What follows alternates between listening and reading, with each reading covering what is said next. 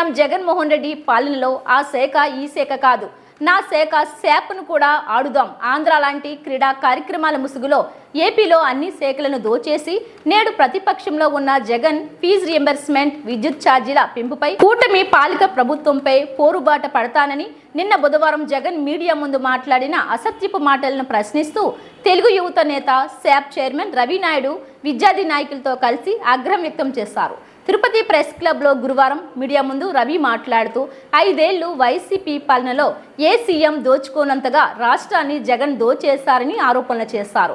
వైకాపా పాలనలో కరోనా సమయంలో ఆన్లైన్ పాఠాలు చెప్పిన ఉపాధ్యాయులకు జీతాలు ఇచ్చిన విద్యా సంస్థలకు ఫీజు రియంబర్స్మెంట్ ఇవ్వకపోవడం జగమెరిగిన సత్యమని జగన్పై నిప్పులు చెరిగారు. ఫ్యాన్ పార్టీ పాలనలో విద్యా దీవెన, వసతి దీవెన, స్కాలర్షిప్లు లాంటి వాటిని జగన్ నీరుగార్చారని, దీనిపై రాష్ట్ర ప్రజలకు సమాధానం చెప్పి జగన్ పోరుబాట పట్టాలని శాప్ చైర్మన్ రవి నాయుడు సవాల్ విసిరారు. నాయకులకు అందరూ అలర్ట్ మెసేజ్లు పంపించి మీకు సందేశం పంపిస్తున్నాను, నా మొహం కల్లా అందరూ చూస్తూ ఉండండి, నేనేం మాట్లాడతానని చెప్పి ఆయన నిన్న చెప్పడం జరిగింది. పోరుబాట ఆయన పడతాడంట ఈ ప్రభుత్వం మీద, కూటమి ప్రభుత్వం మీద. అది కూడా ఎందుకు పోరుబాట పడతారంటే ఫీజు రీఎంబర్స్మెంటు, స్కాలర్షిప్, అదేవిధంగా విద్యుత్ మీద, దాని మీద ఆయన పోరుబాట. అసలు నవ్వాలా ఏడవాలా? ఒక్కసారిగా కాలేజీ యాజమాన్యాలు, విద్యార్థుల తల్లిదండ్రులు అన్నం తింటున్న వాళ్ళు కూడా ప్లేట్ పక్కన పెడేశారు ఆయన మాటలకి. ఏంద్రా నాయన ఈ జగన్మోహన్ రెడ్డి పోరుబాట పడతారంట, అది కూడా ఫీజు రీఎంబర్స్మెంట్ మీదంట.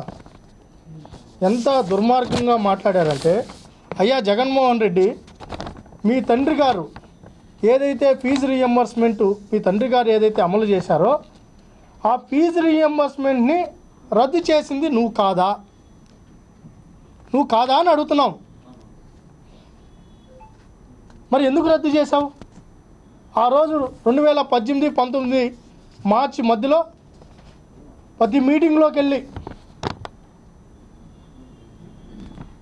ఎంత చదువుకుంటే, ఏ చదువు చదివినా, ఎంబీబీఎస్ అయినా, ఇంజనీరింగ్ అయినా, టెక్నికల్ కోర్సులైనా, ఏ కోర్సు చదువుకుంటే ఎంత అవుతుందో అంత మీ అన్న జగనన్న ఇస్తాడని చెప్పింది మాట వాస్తవమా కాదా?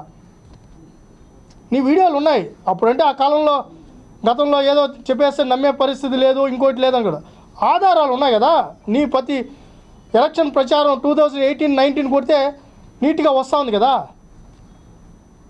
ప్రతి బిడ్డకి విద్యా దీవెన ఇస్తానని చెప్పావు, వసతి దీవెన ఇస్తానని చెప్పావు, రీఎంబర్స్మెంట్ చేస్తానన్నావు, ఏ బిడ్డ కూడా చదువుతో ఆగకూడదని చెప్పావు.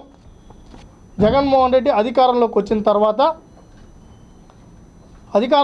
తర్వాత అమ్మ ఒడిని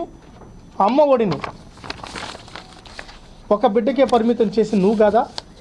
2 బిడ్డలుంటే లేదా 3 బిడ్డలుంటే ఒక బిడ్డకి చదివించి ఇంకో బిడ్డని నువ్వు పెట్టిన గవర్నమెంట్ వైన్ షాపుల కాడో, మటన్ కొట్లు కాడో, చికెన్ కొట్లు కాడో, ఫిష్ మార్కెట్ల కాడో పనిచేయాలని చెప్పింది నువ్వు కాదా? ఒకరికి అమలు పరిచింది నువ్వు కాదా అని అడుగుతున్నాం. అమ్మ ఒడిని అలా చేసావు. వసతి దీవెన్ని ఎంత దారుణంగా 20,000 అమౌంట్ని ఒకరికి 9,000 వేసావు, ఒకరికి 12,000 వేసావు, కొందరికి వేయలేదు. సచివాలయాల చుట్టూ తిరిగి అలసిపోయింది నిజమా కాదా? ఇంత దుర్మార్గంగా నువ్వే పాలన చేసి ఆయనకి మొన్న కూడా చెప్పా, ఆయనకి మతిమరుపు ఉందా అని అడుగుతున్నాం.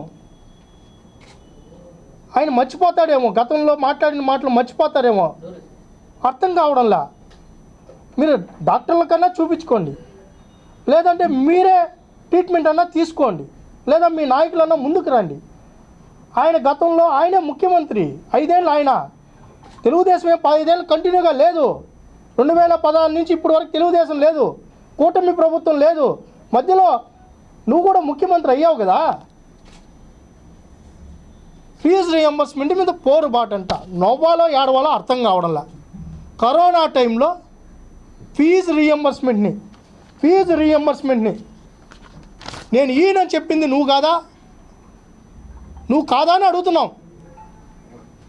ఇదిగో ఆధారాలు. మేము స్కూల్స్ రన్ చేయడం లేదు, కాలేజీలు రన్ అవ్వడం లేదు, ఫీజు రీఎంబర్స్మెంట్ ఈయను అని చెప్పింది నువ్వు కాదా అని అడుగుతున్నావు. దీనికి సమాధానం చెప్పి పోరుబాటు పట్టు. ఎందుకు ఆపేసావు? ఆన్లైన్లో క్లాసులు జరగలేదా? ఆన్లైన్లో క్లాసులు జరిగాయా లేదా? ఫ్యాకల్టీ పనిచేసిందా లేదా? ప్రైవేట్ యాజమాన్యాలు జీతాలు ఎలా ఇచ్చాయి? ఎంత దారుణంగా నువ్వు పక్కన పెడేసి లాస్ట్ 2 years కూడా అరాకొరా ఇచ్చి 3,500 కోట్లు 3,500 కోట్ల రూపాయలు 3,500 కోట్ల రూపాయలు నువ్వు బకాయి పెట్టింది వాస్తవా కాదా? దీనికి సమాధానం చెప్పి నువ్వు పోరుబాటు పట్టు. అదేవిధంగా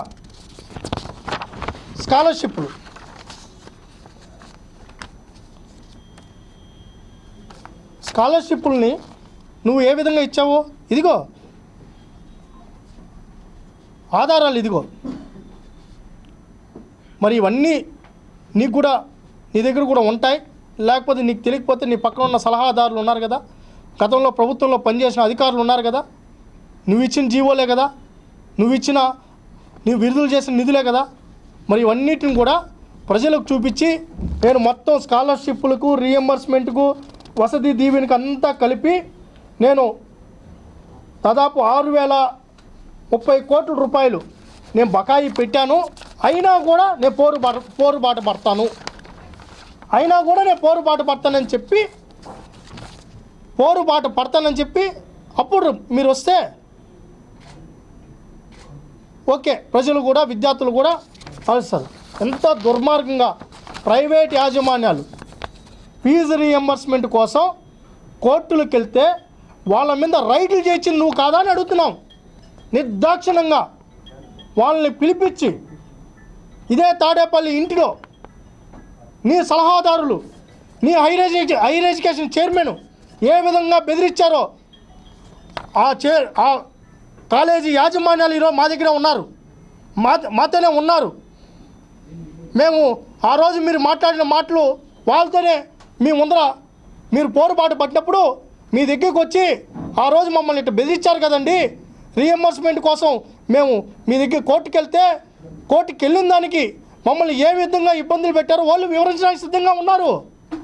వాళ్ళు కూడా పోరుబాటు పట్టాలని ఉన్నారు. అయ్యా జగన్మోహన్ రెడ్డి గారు మీ మీద, విద్యార్థుల తల్లిదండ్రులు కూడా మీ మీద పోరుబాటు పట్టే నిన్ను ఓడించుండేది. మళ్ళీ ఇప్పుడు